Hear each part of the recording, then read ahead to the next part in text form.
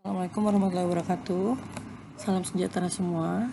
Di sini saya mewakili kelompok saya yang terdiri dari JP Adianto, Fasti Marwa, dan Brina Purnahayati.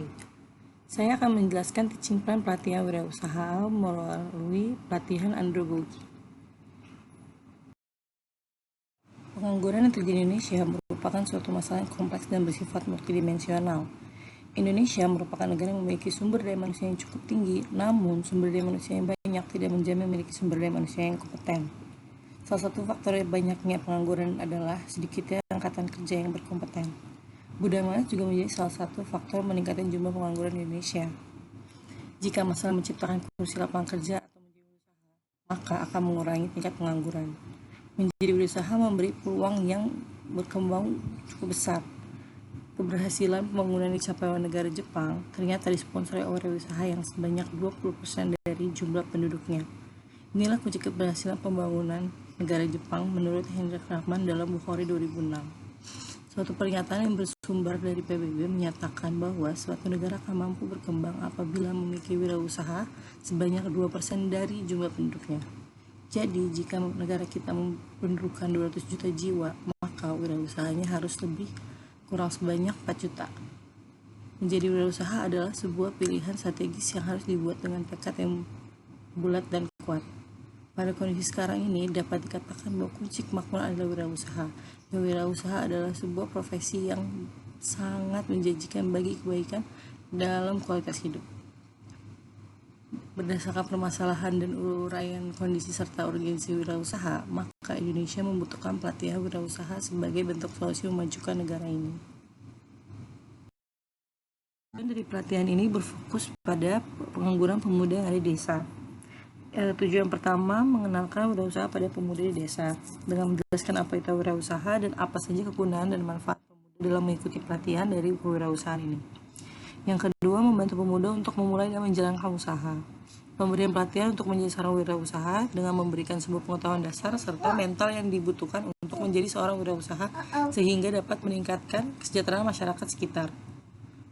Ketiga, meningkatkan keterampilan dalam berwirausaha dengan memanfaatkan peluang dan potensi yang ada untuk meningkatkan soft skill dan juga keterampilan dalam berwirausaha serta membantu memberikan peluang perubahan bagi masyarakat sekitar agar dapat mengurangi tingkat penganggurannya. Berikut adalah modul dari pelatihan. Modul 1 yaitu membahas tentang membangun suasana. Fasilitator dan peserta mengenal lebih dekat satu sama lain. Modul kedua, pengenalan wirausaha dan pentingnya berwirausaha. Peserta diharapkan dapat mengetahui tentang wirausaha dan menyadari pentingnya berwirausaha. Modul 3 tentang pengusaha hebat. Peserta diharapkan dapat terinspirasi dari kisah-kisah pengusaha hebat yang diberikan oleh fasilitator. Modul keempat, membangun motivasi wirausaha. Peserta akan melakukan hipnoterapi dan belajar psikologis bisnis. Peserta diharapkan dapat lebih termotivasi untuk mewujudkan mimpinya menjadi wirausaha hebat. Modul kelima, bisnis di era digital. Peserta diharapkan dapat mengetahui perkembangan bisnis di zaman sekarang, di zaman modern sini. Modul 6, strategi mengembangkan bisnis. Peserta diharapkan dapat mengetahui strategi bisnis dan dapat merencanakan langkah strategis terhadap bisnisnya. Berikut adalah contoh rundown modul 1. Di sini di modul 1 kita lebih mendekatkan diri dengan melakukan pembukaan dan perkenalan dari fasilitator. Lalu kita mengenalkan materi tentang pelatihan kewirausahaan kepada para pemuda serta mendekatkan diri lagi dengan ice breaking dan pemberian snack, kalau ada pretest dan kontak belajar agar peserta lebih fokus. Lalu coffee break dan isoma.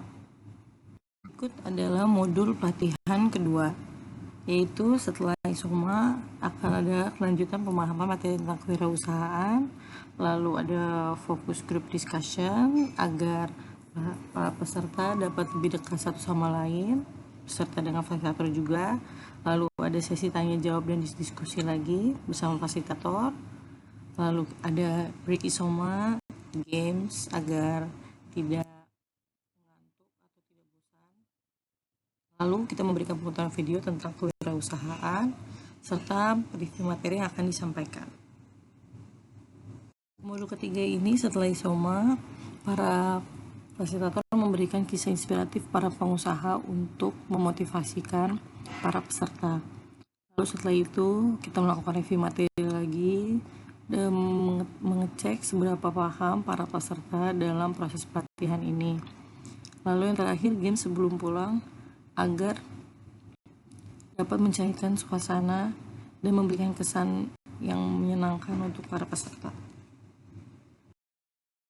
Ya, sekian penjelasan dari kelompok kami. Mohon maaf jika ada salah-salah kata. Terima kasih banyak atas perhatiannya. Wassalamualaikum warahmatullahi wabarakatuh.